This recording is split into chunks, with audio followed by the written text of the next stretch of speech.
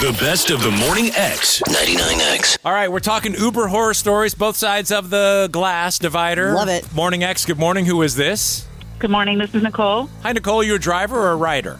I'm a rider at the moment. Rider. Okay. What's your horror story? Well, my husband and I were going to the most recent Cure concert when they came into town. And we live in Marietta. We decided to drive into town, have some dinner, leave our car at the restaurant, and then Uber to the concert. Sure.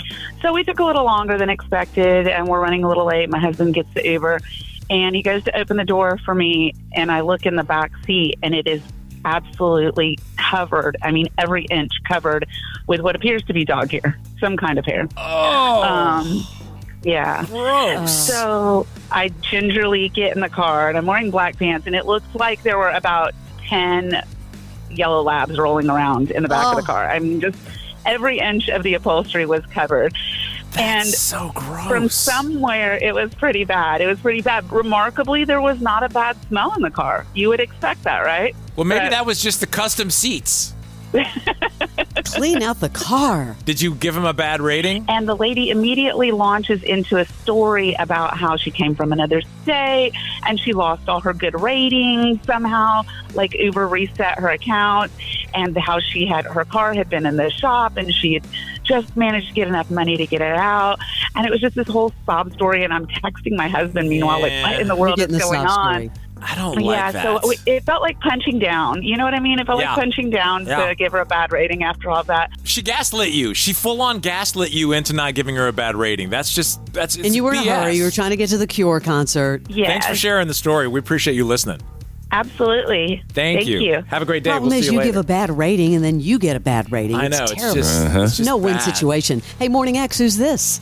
Hey, guys, it's Catherine. Hey, Catherine. Catherine, hi. Tell us your crazy Uber story. Are you a driver or a rider? No, passenger. Rider. Okay, got it. What happened? And I was in Nashville for an engagement party, and I was staying with two ladies that I didn't really know. We were sharing a hotel room.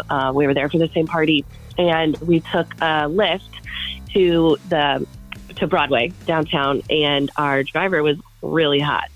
And I kind of made a joke like, it's going to be crazy later trying to get home. Why don't you just give me your number so we can call you directly? Call you directly. Uh-huh. Yeah. And he was like, sure, that's fine. And I said, I can't guarantee what's going to happen after a couple tequila shots. But, I'll keep you posted. And you are selling it. I was bold. I texted him when I got out of the car and said, I don't need tequila to tell you how cute you are. And we texted there, and he did come back to pick us up at the end of the night and drove us back to the hotel where we let the two ladies that I was staying with out of the car and drove around to the back of the hotel parking lot and got in the back seat together. So no way. What? This is like a Crash Clark story. The flip side, you had sex with your Uber driver in the parking lot of your hotel. I did, yes. Well, Barnes, he was hot. What kind of car was that? For comfort ability, I'm just checking. Yeah, just check. I couldn't tell you. It was mid-size SUV, I guess. So you just said, did you have to say it, or did he just get the code that it was time to drive around back? Or did you say... We had been texting throughout the night while I was out for this engagement party. Wow. We kind of had a plan in place to let the ladies out, and then I'd be up in a minute. Dude. Have you seen him since? No, I live in Atlanta. He lives in Nashville. So you gave him 5 stars and he gave you the tip. No kidding.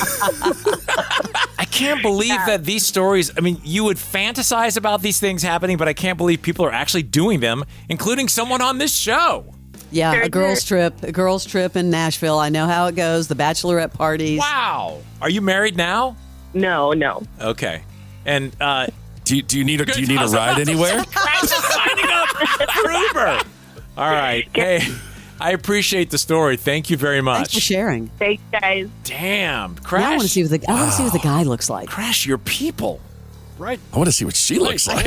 What would you do if your online store converted 36% more shoppers? You could take 36% more vacation. Another pina colada? Yes, please. Open a new retail location with 36% more square feet. Fantastic. Hire 36% more help. You're hired and you're hired. Shopify has the world's best converting checkout, up to 36% better than other e-commerce platforms. What you do with those extra sales is up to you. Switch to Shopify today at shopify.com/listen and get a $1 trial. Shopify.com/listen. The CJ Pearson Show. Every week, we'll take on the biggest cultural, political, and moral battles in America head on. CJ presents the most passionate voices in the Black community. When you're going around and talking to people in actual communities, you get to know what people actually care about. As a Black man, why can't I be the first one in my family to graduate from college? Why can't it be me? Yeah. Shift the way that I think about the world. Bold truth, real conviction, zero permission. This is the CJ Pearson Show. The CJ Pearson Show. Follow and listen on your favorite platform. Hey, Morning X, good morning. Who is this? Morning, Burns and Leslie. This is Dane. Hey, Dane. Welcome to the show. Are you an Uber driver or an Uber rider? I'm an Uber driver. Oh, all right. Other side of the glass. So what you got? Well, listen, I've done almost 10,000 rides, so I've had a number of stories. But I guess my craziest one would be the stripper who did cocaine in my car. Oh. And did she ask you to stop and be courteous so she doesn't spill it everywhere? So the story goes like this. I show up to a hotel. Gentleman comes out in flip-flops and some really expensive silk shirts with this 20-something-year-old on his arm. Now, your first thought is kind of like, well, that guy's got money, but he's not the most attractive individual. So stripper or trophy wife? Let's see. He comes to my window, shows me his phone, and goes, listen, man, the ride's probably $4 or $5, a really short little ride. And he goes, listen, man, I'm not technically advanced here. Can you do me a favor? Grab her, take her wherever she needs to go, and bring her right back here, and I'll give you $50. Now, in Uber terms, that's a hell of a deal. So I said, all right. So now, this question is bouncing through my head. What is this girl? Anyway, she jumps in the front seat, and the first thing she says is, hi, I'm a stripper. Okay. So I go, well, Thank you. Yeah. That answers that question. So we got that solved. So we start our ride, and, a couple minutes, you start chatting, you start finding out a little bit about her. And all of a sudden she says, you know what? I had a bit of a slow week last week, only made $14,000. Wow. Sounds like a good week. So Yeah. I was like, okay, so if that's a bad week, what is a good week? Anyway, she goes and she tells me, so I said to her, being a stripper, I guess that's a lot of back-breaking work, a lot of lap dances and everything. And she sits there and she says, no, I didn't do one lap dance. So I'm sitting there and I'm like, well, something doesn't add up here. And I obviously get a picture of some other activity that she's doing. And she gets that same picture and says to me, no, I didn't do that either. I never slept with anybody. So she sits down and she says to me, listen, man, if you really want an answer, let me tell you something. I'm a professional thief. I steal for a living. Whoa. Now I sit there and I go, what? What do you mean? This doesn't make much sense. So she sits down and says, listen, you and your boys come to the club. You'll always notice that we take you to the bottle service and we get you completely plastered, right? That's step one, so that you're very incoherent and you're not paying attention. The second thing we do is we split you guys up, get you into a back private room, and there's two of us doing what we do. Next thing she tells me, while you're let's say, in between a pair of assets and you're not paying much attention, is she's on your phone and she's going through, and what she does is she gets your wallet. She's got a little adapter she puts in the bottom of your phone, and she swipes your card. Yeah, this is a thing. To $250 at a time. This is a thing. Really? Yeah. Totally a thing. Yep. Yeah, and she tells me she does it until the card declines, moves on to the next one, and keeps going until your wallet's done. Jeez. So I'm sitting there going, you're kidding me, right? This is not real. And she goes, oh, no, but wait, it gets better. The next thing I do is I get a selfie with the gentleman, and if you have an Apple phone, your ID opens up, right? So now she's got access to your phone. She jumps into any of your business accounts, your bank accounts. Now, she doesn't just go and transfer the money out. She wires it to an account in the Cayman Islands. What? Yeah. What was the point of driving her for 5 minutes and coming back? Yeah, was she going to do a deal or what? So this is the point. This is where it gets crazy. So I'm sitting there and I'm like, I'm crazy. So she's, listen, take a turn down here, take a right, take a left. All of a sudden, we're in this dark alley, mattresses everywhere, cars and all kinds of different, taken apart, let's just say. Wheels over here, there's some engines over here. We pull up to a house that I can only assume is a crack house, in a movie or something. That's what you would assume. There's 3 gentlemen sitting outside on lawn chairs in the dark.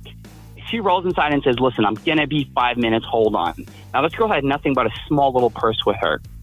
She jumps, she walks out, gets into this house, comes back 5 minutes later with a duffel bag, a small little duffel bag, The original 3-minute ride turned into a 10, 11-minute ride. So we're way further away. But on the way back, I'm sitting there, I'm paying attention getting down this alley that I don't get robbed, nobody jumps me. So I didn't pay much attention to the girl. Now I did notice that she pulled something out of her pocket, like a little, almost looked like a little dime bag, small little bag. And she starts, moving it up and down, clicking it, shaking it up a little bit. And I'm going, okay, she puts it back in her pocket and I think nothing of it. A couple seconds later, I'm turning onto a road getting back to the hotel and I hear, I just went, I'm sorry, ma'am. Did you just do coke in my car?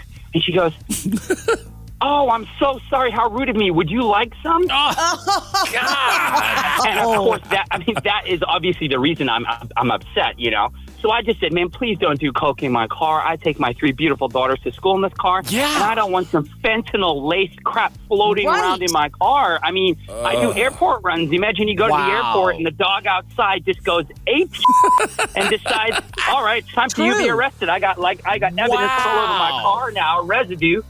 So anyway, I ask her very nicely when I get to the hotel to get the out, excuse my French, and guy gives me $50.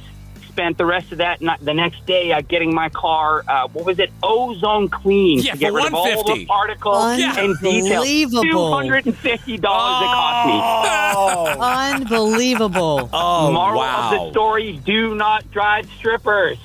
That is unbelievable. Thanks for sharing. Wow. Thanks, guys. This is the best of the Morning X. Because mediocre of the Morning X didn't have the same ring to it. 99X.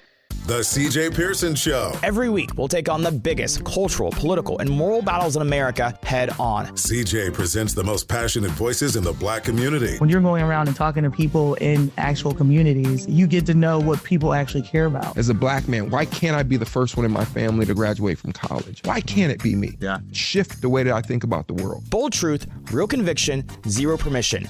This is the CJ Pearson Show. The CJ Pearson Show. Follow and listen on your favorite platform.